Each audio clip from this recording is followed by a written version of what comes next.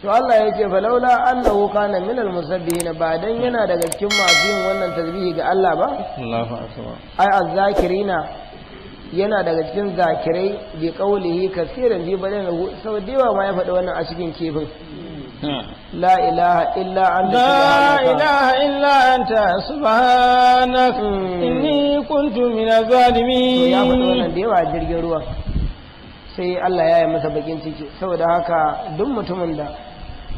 wani abu ya dame ka a rayuwa na bakin ciki ko kana so ka ga Allah ya biya ma wata bukatarka ko kana neman wani fatahi a gurin Allah imma na samu imma na ilimi imma na biyan bukata imma na biyan bashi to sai ka yi alwala cikakke ka yi nafila raka biyu ka karanci fatiha da kulhu wallahu raka na biyu fatiha da kulhu wallahu ka yi ga daki ka rufe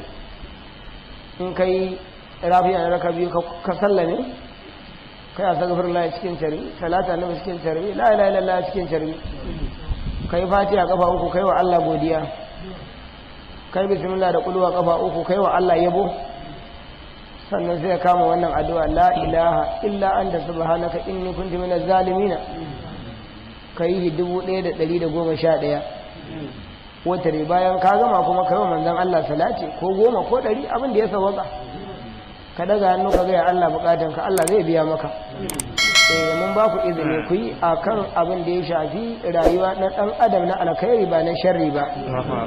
to an ba ku duk wani matsala da mutum ya shiga Allah zai fidda shi ya Allah